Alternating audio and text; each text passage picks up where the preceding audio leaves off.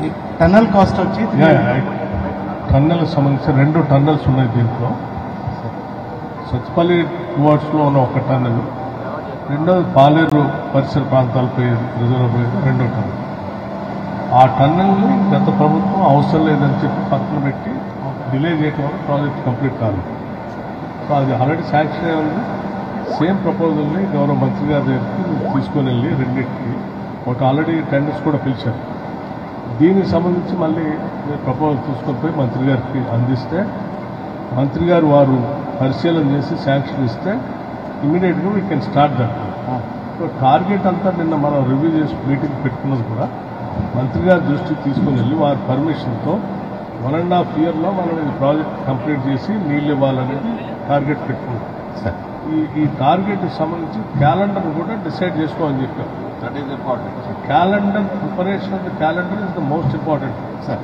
First 10 days ఏం చేస్తాం, second 10 days ఏం చేస్తాం, థర్డ్ 10 days ఆ క్యాలెండర్ కూడా మంత్రి గారు తీసుకెళ్ళి వారికి ఇచ్చి వారి పర్మిషన్ తీసుకొని వాటిని రెక్టిఫై చేసుకొని క్లియర్ అయిపోయిన తర్వాత మాకు కూడా సబ్మిట్ చేస్తే మేము కూడా చూసుకుంటాం. This is what first thing. ఇక మిగతా మీరు కూర్చోండి.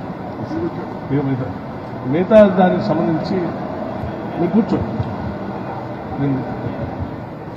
గౌరవ మంత్రివర్యులు ఉత్తమ్ కుమార్ రెడ్డి గారు ఆహ్వానించిన జిల్లా మంత్రులుగా మేమంతా వారిని ఆహ్వానించిన వెంటనే మన్నించి ఈ ప్రాజెక్టు సందర్శనకు వచ్చినందుకు ముందుగా వారికి నా హృదయపూర్వకమైనటువంటి ధన్యవాదాలు. అలాగే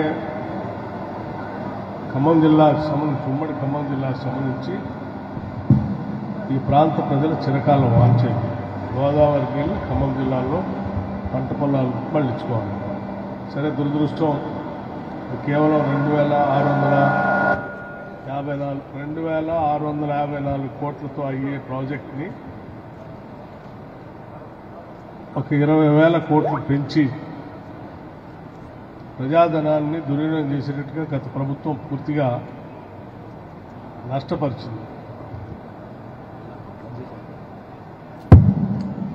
దీంట్లో ఇప్పటికే దాదాపు 8,000 కోట్లు పైబడి ఖర్చు పెట్టినప్పుడు కూడా ఒక చుక్క నీళ్లు ఆయకట్టుకి ఇవ్వలేకపోయారు.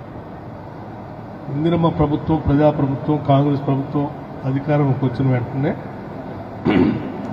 గౌరవ మంత్రివర్యులు ఇరిగేషన్ శాఖ మార్చులు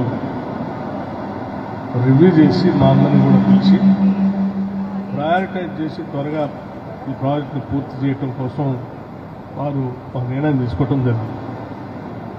అందులో భాగంగా వెంటనే నీళ్లు ఇవ్వటం కోసం ఒక కెనాల్ని 52 కిలోమీటర్ దగ్గర నుంచి ఎన్ఎస్పి కెనాల్లోకి ఏన్పూర్ దగ్గర కలిపేటట్టుగా 70 కోట్లతో ప్రపోజల్ తయారు చేసి వారు శాంక్షన్ చేయడం జరిగింది. ఆ శాంక్షన్ చేసిన పనులు కూడా వారు ప్రత్యేకంగా ఇక్కడికి వచ్చి ఫౌండేషన్ స్టోన్ వేసి పనులు కూడా ప్రారంభించడం జరిగింది ఎన్నికల కోడ్ కంటే ముందే. ఆ పనిని ప్లస్ ఇక్కడ జరుగుతున్న పనుల్ని రెండింటినీ పర్యవేక్షించి పనులను త్వరితగతిన పూర్తి చేయడం కోసమే ఈరోజు ఈ కార్యక్రమాన్ని ఏర్పాటు చేశాం. దాంట్లో భాగంగానే ఈరోజు ఇక్కడ ఉన్నటువంటి పంపులన్నిటికీ ఎలక్ట్రిఫికేషన్ కనెక్షన్ ఇచ్చి డ్రై రన్ చేసుకోవడం కోసం దానికి కావాల్సిన ఫండ్స్ కూడా రిలీజ్ చేసి వాళ్ళకి ఆ కనెక్షన్ ఇవ్వడం కూడా జరిగింది.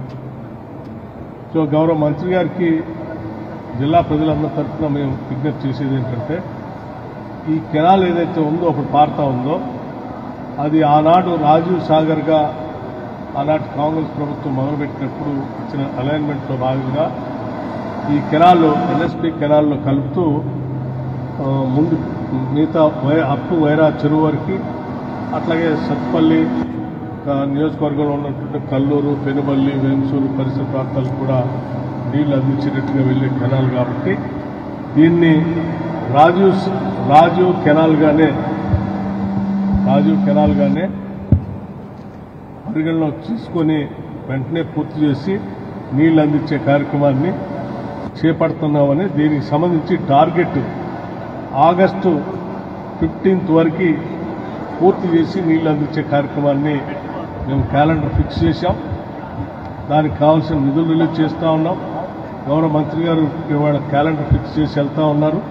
మళ్ళీ తిరిగి ఇదే మంత్రి గారు ఆగస్టు 15 కల్లా ఇక్కడికి వచ్చేసి ఈ ప్రాంతంలో మేము అప్పటికల్లా ముఖ్య అతిథులు అందరూ కూడా నిర్ణయం చేసి భవిష్యత్తులో అనౌన్స్ చేస్తాం. కానీ టార్గెట్ మాత్రం ఆగస్టు 15 కల్లా ఈ ప్రాజెక్ట్ని పూర్తి చేసే కార్యక్రమాన్ని క్యాలెండర్ ఫిక్స్ చేశాం. Thank you.